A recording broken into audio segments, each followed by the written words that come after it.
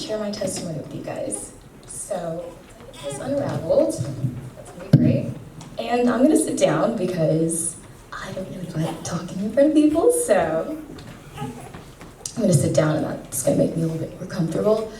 And I prayed before I came on here with people backstage, but I just want to pray again because the nerves are coming back, so I'm just gonna do a quick prayer right quick.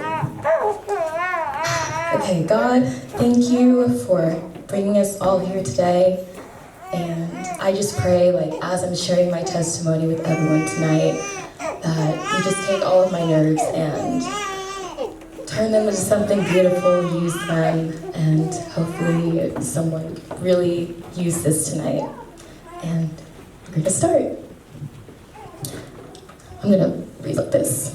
The past 3 years have been a very transformative time for all of us. I'm pretty sure everyone in the room could come up here and attest to how COVID completely changed their lives. Looking back, I feel that God exposed a lot of corruption in this world, in just about every industry that you can think of. And this is true for me on a personal level.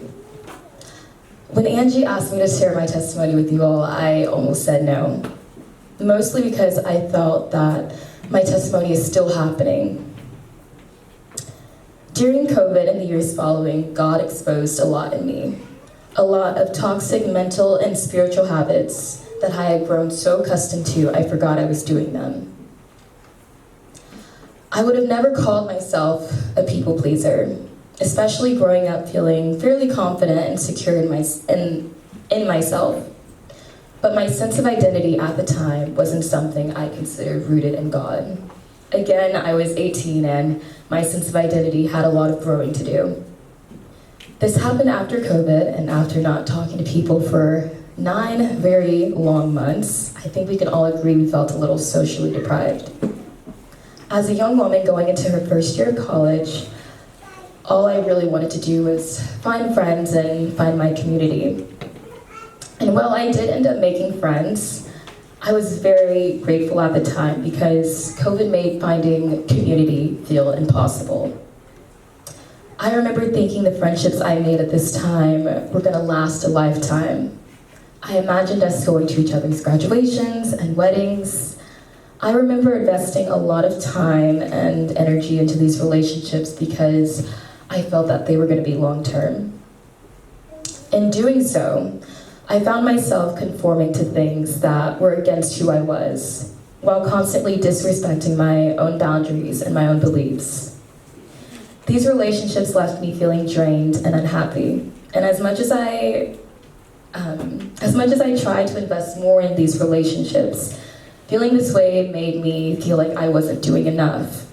And I found it hard to let these friendships go because I really didn't want to feel alone again. And if the people around me weren't aiding me along my spiritual journey, I also had a very toxic job.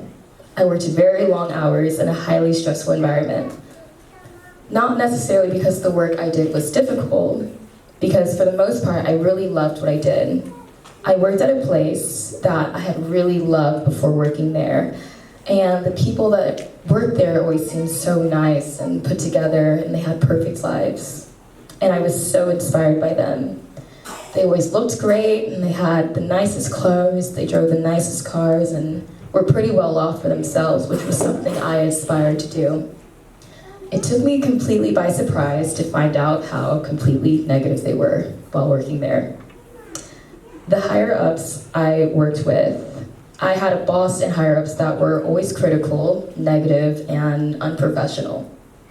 The higher-ups I worked with talked so badly about themselves, other employees, and customers. I prayed a lot during this time, probably more than I ever have. And through prayer and reflection, I realized that these toxic friendships and this job was God giving me a wake-up call.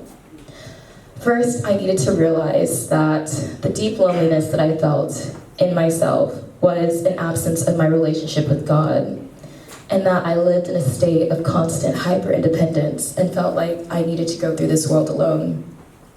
At the time when I needed him most, I looked everywhere else but him. Also, John 15, verse 12 through 13 says, Friends love each other in the same way Christ loves us. God tells us what friendship looks like in the Bible, and for many years of my life, I accepted feeling unwanted and out of place in my friendships because I wasn't trying hard enough. I disrespected my own boundaries to feel wanted, but Christ always wanted more for me. Second, I learned to be the most successful, the wealthiest, the most beautiful person in the room means nothing without God. I know that's something you've heard since you were a kid, but it's something we so easily forget in today's world. God gave me an inside look of what it looked like to have him absent from my life. And for quite some time, I held a lot of resentment towards the people in my situation. But I learned that these experiences were meant to be a part of my journey. It took me a while to forgive the people that hurt me, but what helped me was learning that they were just like me. People who were scared and alone, who looked for meaning, security, and identity in things that lacked Jesus. And while I'm grateful to have gained better working conditions and a wonderful community who supports and cares for me, I know my testimony isn't over. Every day, I'm still learning to trust God and to lean into him in this very critical time in my life. I still really struggle with anxiety, where sometimes it feels truly debilitating. But through faith, I'm still learning to trust God's plan for my life. I know that sometimes mental health can feel truly deeply troubling and feel completely out of your control.